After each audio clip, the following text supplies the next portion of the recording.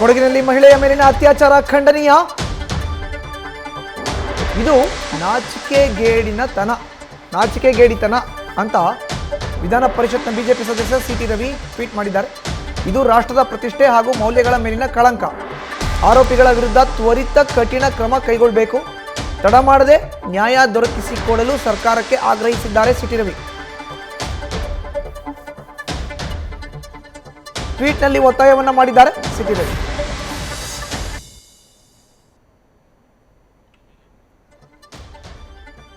ಕೊಡಗಿನಲ್ಲಿ ಏನು ವಿದೇಶಿ ಮಹಿಳೆ ಮೇಲೆ ಅತ್ಯಾಚಾರ ಆಗಿದೆ, ಇದರ ಬಗ್ಗೆ ಖುದ್ದು ಸಿಟಿ ರವಿ ಈಗ ರಿಯಾಕ್ಷನ್ ಕೊಟ್ಟಿದ್ದಾರೆ ಟ್ವೀಟ್ ಮೂಲಕ.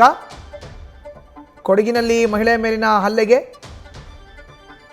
ಸಿಟಿ ರವಿ ತೀವ್ರ ಖಂಡನೆಯನ್ನು ವ್ಯಕ್ತಪಡಿಸಿದ್ದಾರೆ. ಇದೊಂದು ನಾಚಿಕೆಗೇಡಿತನದ ಕೃತ್ಯ ಅಂತ MLC ಸಿಟಿ ರವಿ ಹೇಳಿದ್ದಾರೆ. ಈ ಕೃತ್ಯ ಮಾಡಿದಂಥವ್ರಿಗೆ ಕಠಿಣ ಶಿಕ್ಷೆ ಆಗಬೇಕು. ಆ ಮಹಿಳೆಗೆ ನ್ಯಾಯವನ್ನು ಒದಗಿಸ್ಕೊಡ್ಬೇಕು. ಇದು ರಾಷ್ಟ್ರದ ಪ್ರತಿಷ್ಠೆ ಹಾಗೂ ಮೌಲ್ಯಗಳ ಮೇಲಿನ ಕಳಂಕ. ಆರೋಪಿಗಳ ವಿರುದ್ಧ ತ್ವರಿತ ಕಠಿಣ ಕ್ರಮ ಕೈಗೊಳ್ಳಬೇಕು. ತಡ ಮಾಡದೆ ನ್ಯಾಯ ದೊರಕಿಸಿಕೊಡ್ಬೇಕು ಅಂತ ಸರ್ಕಾರಕ್ಕೆ ಸಿಟಿ ರವಿ ಆಗ್ರಹವನ್ನು ಮಾಡಿದ್ದಾರೆ. ನೋಡ್ತಾ ಇದ್ದೀವಿ ಅವ್ರು ಮಾಡಿರುವಂಥ ಟ್ವೀಟನ್ನು.